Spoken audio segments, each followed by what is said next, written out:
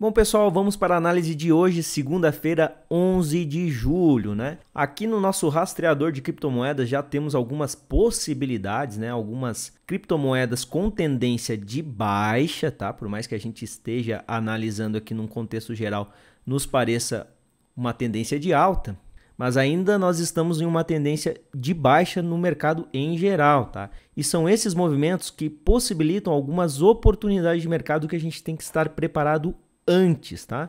Como eu sempre falo, o trader ele espera a operação e não o contrário, né? Não adianta você vir para frente do computador ou do celular e querer operar o que está no momento, né? O ideal é você preparar a sua operação, tá? Então aqui com os nossos filtros de criptomoedas a gente consegue observar algumas criptomoedas com uma tendência um pouco desgarrada do mercado, tá?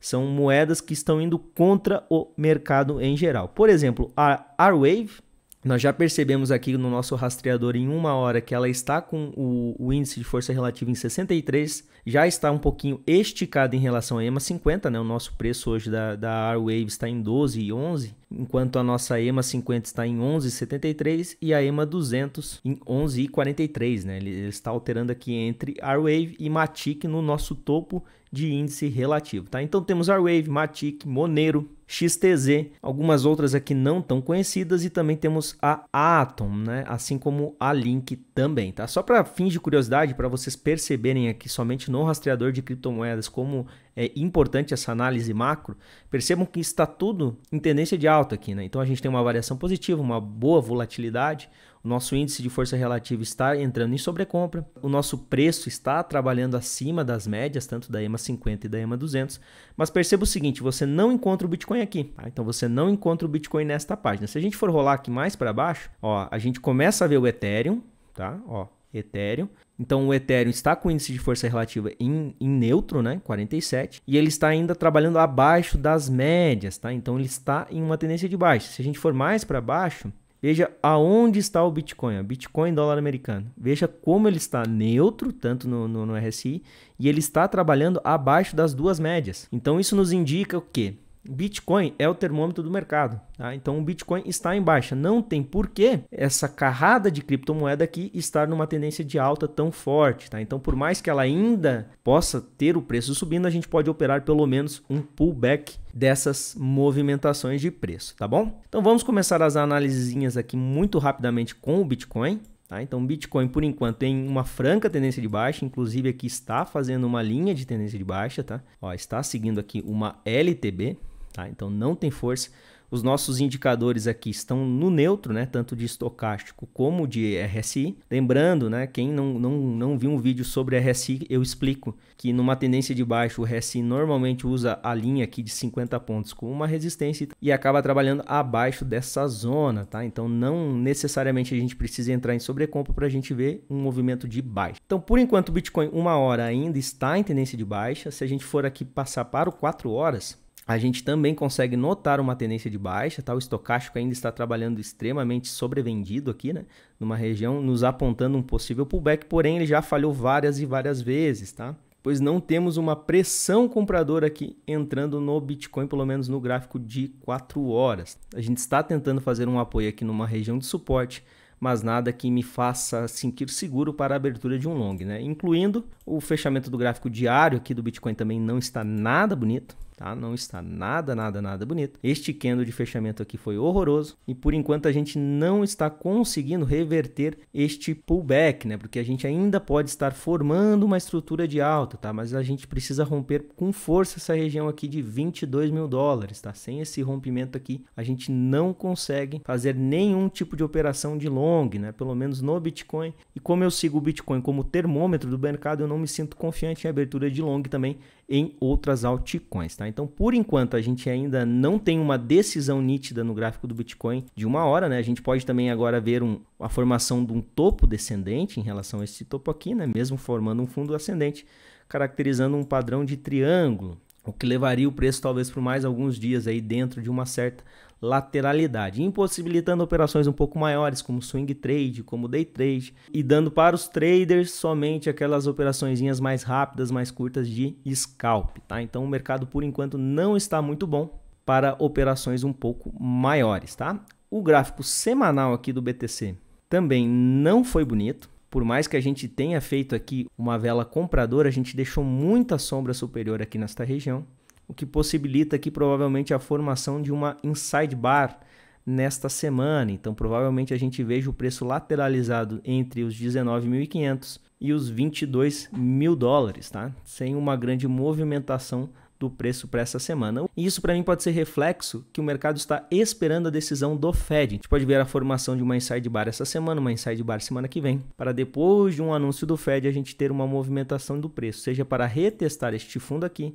seja para romper esta resistência aqui. Então, por enquanto, posições mais longas, né, como swing trade, ainda não são adequadas, tá? Ainda não é o melhor momento para esse tipo de operação, tá? Mas voltando aqui ao nosso rastreador, a gente já viu algumas oportunidades, vamos falar sobre elas, tá? Então, R-Wave, tá? Gráfico de 1 hora da R-Wave. Nós percebemos aqui nitidamente um canal, tá? Então, a gente vê que o preço está trabalhando dentro de um canal. E temos agora o RSI já de 1 hora apontando praticamente aqui sobrecompra. E o nosso estocástico já está sobrecomprado. Então, qualquer movimento agora que chegue mais próximo aqui desta região de topo do canal, seria uma boa oportunidade para short. Então poderíamos shortar a R-Wave, buscando aí pelo menos uma retração de um pullback. E quando eu sei qual que é o melhor momento para entrar, a gente pode perceber numa redução aqui do interesse comprador, né, do volume comprador, o esgotamento de vela. Então a gente vê já velas de compra com sombras muito grandes, né, formando alguns pavios. E a gente pode usar tanto o RSI como o estocástico para auxiliar nessa previsão. Botando aqui no gráfico de 4 horas da R-Wave, a gente também vê este padrão, tá? Então a gente também está querendo começar a entrar numa região um pouquinho mais sobrecomprada, assim como o nosso estocástico já está numa região de sobrecompra. A gente já percebe aí uma certa diminuição do interesse comprador e a gente percebe claramente que o canal de 1 hora também serve para o canal de 4 horas. Alguns podem falar que isso aqui pode ser uma bandeira de alta, mas para mim a gente tem uma resistência muito forte aqui na região de 12,50, o que dificilmente será ultrapassada se o BTC continuar mostrando fraqueza no gráfico de 1 hora. Então a gente compara o gráfico de 1 hora do Bitcoin com o gráfico de 1 hora da R-Wave.